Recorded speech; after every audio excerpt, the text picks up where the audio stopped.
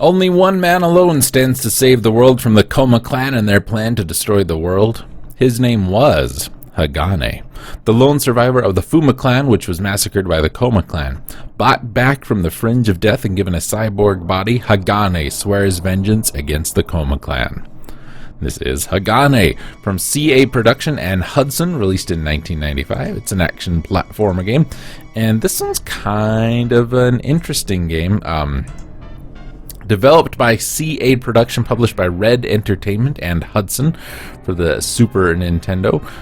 Red has been around for a long time. I'm not totally sure. I'm going to have to look into this, if this is the same Red that worked on games like Gungrave and things like that. Let's look at that real quick, just because, yes, it is. It is the same people who worked on Gungrave and Gate of Thunder, Lords of Thunder, the Bonk series, Twisted Tales of Spike McFang, Kabuki Rocks, Dream Mix TV, World Fighters, Minions, Sakura Wars, Fossil Fighters, Nostalgia, Fossil Fighters Frontier, Thousand Arms, Gungrave, Blood Will Tell, some PSP games, PS3 games, Microsoft, Xbox and 360, Sega games.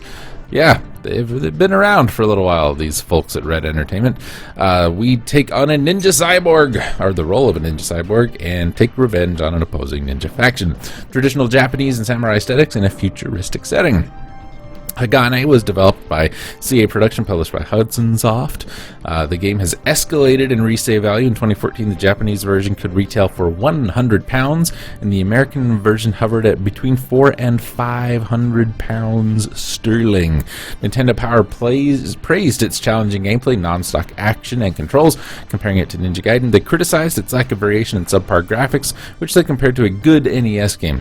GamePro complimented the control, as well as Hagane's variety of special move, criticized the music as techno-Japanese rock at its most mundane. They found the graphics to be impressive, but losing their appeal due to the repetitive enemies and environments. Concluded it could be compared to a classic side-scrolling action, but stopped short of calling itself classic due to the waning 16-bit market. They recommended the game to those looking for a nostalgic action game experience, but worthwhile only as a rental.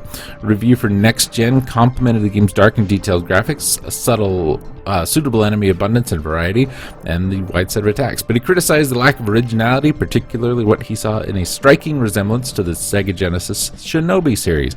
Game Informer gave it a 7.5 out of 10. Maniac Magazine gave it 82 out of 100. In a retrospective review, Kurt Kalata of Hardcore Gaming called Hagane a cult classic and sleeper hit despite some lost potential. He found it to be heavily influenced by Shinobi 3 and overall challenging. There were some frustrating platforming sequences. He liked the wide variety of mechanics available, but criticized the design for not utilizing them. Set pieces and enemy sprites were praised for detail. Environments were found to be too dark and boring in tandem with the forgettable music. Kalata believed many of Hagane's design flaws, such as enemy placement, level design, would have been alleviated in the hands of a more skillful developer. I can agree with that. Where was the... This ended up being a game, I think, that was only available for a while as a Blockbuster rental, I think was the story behind this. There's nothing in the article about that, but I think that was the thing. I love this game. I think it looks great. I think it plays great.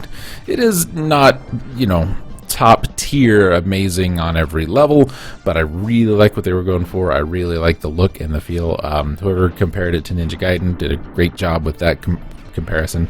I don't go along with the Shinobi thing, because the Shinobi games, with the exception of maybe 2, are pretty terrible and kind of over-the-top ridiculous. I don't feel that way about Hagane, even though you were a cyborg ninja fighting in future Techno-Japan.